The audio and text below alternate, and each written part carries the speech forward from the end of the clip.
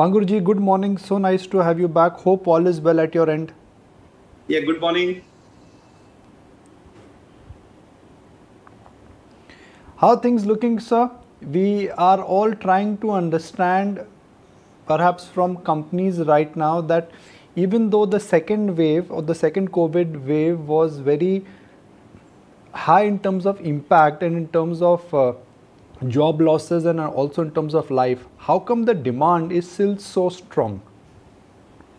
In fact, it is quite a surprise that in spite of the second wave peaking in April, May, the April-June quarter has been good for all companies. Demand from all sectors has come up. Maybe it is a factor of last 1 year's base number was very low. Apart from that, pent-up demand was there. And I think that demand and the pent-up numbers should continue. Now, for July, September, we don't think the things will be far worse. Third wave is expected, but it is far away, it seems, or the intensity may be less because we have seen the second wave. So apparently, compared to that, it will look milder.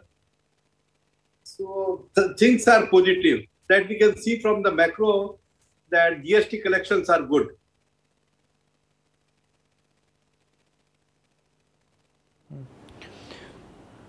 Bangurji,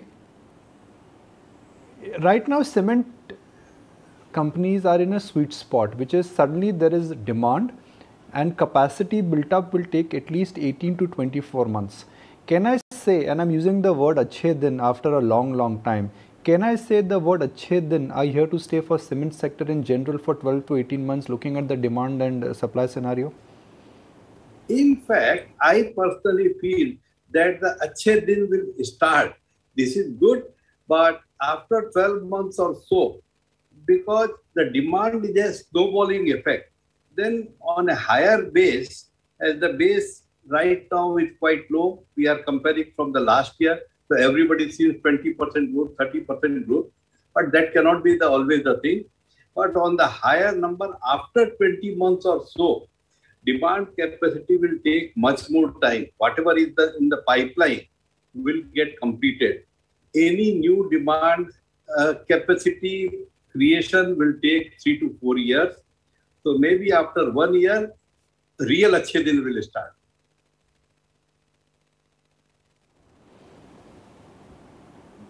How will you ensure that the uptick in raw material prices which has happened does not affect your margins? I know you love to innovate, you've got your power costs down, you've got a lot of your operational costs down, but when you see such a large surge in commodity prices, there's nothing you can do about it. How are you planning to minimize it? Yes, nothing can be done about it in absolute terms. World energy prices are increasing, and the shipping freight also has increased. So both put together, our coal or petcoke cost has increased quite a lot. Nothing much can be done. Only thing is, right this time, those who are having higher energy consumption or those who are having less energy consumption, the difference will be there much sharper than when it was a flatter rate. So after a certain limit, to improve further on efficiencies and cost is technically not possible. The science says so much energy will be needed. So that is the minimum. Somebody uses 10% more, somebody uses 15% more. So that is the only difference what can be done. So we are trying to improve a little. We are trying to increase our, say, in solar and wind power. In Karnataka, we have established 30 megawatt wind power. Almost 70% of our energy is coming from wind or waste heat recovery. So energy costs there are quite low. And that is what we will be doing wherever possible.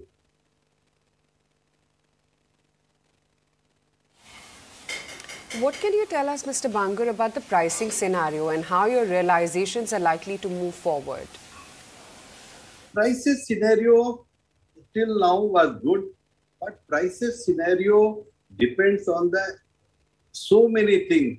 I cannot fix the cement price in isolation. What is the demand, how the demand will move, how the other players will do, because whatever happens, you have to be in the market. So, but I feel because of the high raw material prices and the new companies which are coming below a certain price, new companies will not be viable. They have the high cost of capital which has to be recovered. In cement industry, the turnover is less than the capital cost on a yearly basis.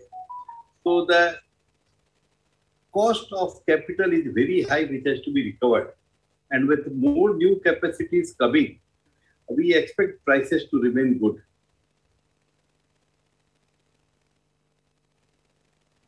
Okay. Help us understand what is the proportion right now of the renewable energy segment in your total power mix? In our total power mix, more than 45% will be waste heat, solar and wind all put together.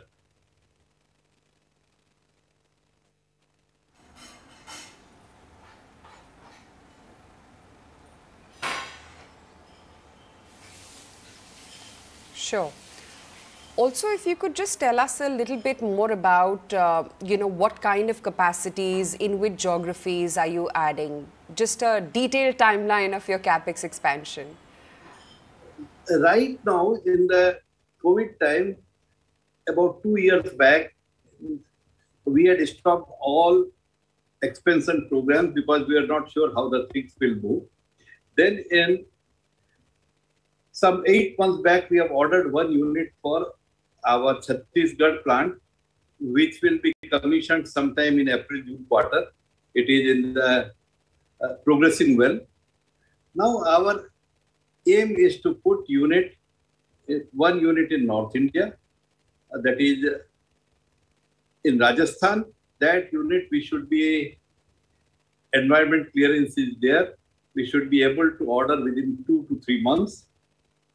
After that, we have planned to put capacities depending on when the environment clearance will be received.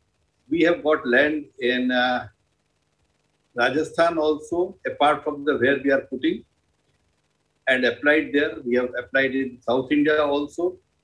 So it depends on how the environment clearances will be coming.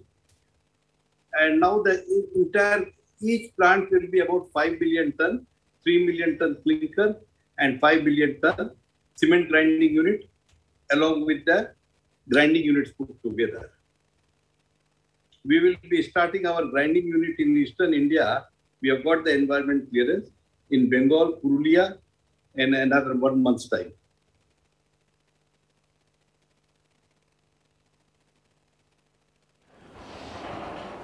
Mr. Bangur, you raised money via QIP 2 years ago, and that was to double up your capacity. But if I look at the capacity addition which you've done, and I completely understand that there was a COVID element which in a sense may have pushed back the capacity expansion, the capacity expansion is not up to the mark, which means that in the next 12 to 18 months you will have to really scale up, and which may not be possible. So it should be possible, because when we raised the capital by 2019, November, December, say 20 March, we said in 6 to 7 years time, we will be doubling it. That is 2027. Now we are saying 2030, we will be doubling up. So about 2 years have been lost. 1 year I am taking as extra margin, as we don't know third wave or fourth wave, how the things will be there. But the same capacity expansion program will be there. About 5 million ton each year we will be adding for next 2-3 years. Then it will definitely increase. If we had known about the COVID, our QIP was not necessary. QIP we took thinking that the working will be normal, life will be normal. You can still give the money back, sir, in form of a dividend and a buyback. That we will look depending on our need. And right now there is nothing, but more or less time again, some inorganic growth opportunities are always there. So if we find something at the right value, right price, we will look at it. Earlier, we were not looking at it at all. Now, in 5 years' time, something will definitely come up. So just to wrap it up with one more question. We have seen just about every major sector going through a phase of consolidation. Telecom, only 3 players are left. Steel, not even 5 large steel plants which have a capacity of more than 50 million tons are left in India. In cement, there are a lot of regional players, and some of those regional players are finding it hard even to survive because they don't have scale, skill or availability to raw material, especially limestone, which is now being done by the auction route. Do you see a massive consolidation happening in the cement industry like other sectors? No, I don't think so. Consolidation will definitely be there. I only have the doubt about the word massive. Consolidation definitely will be there.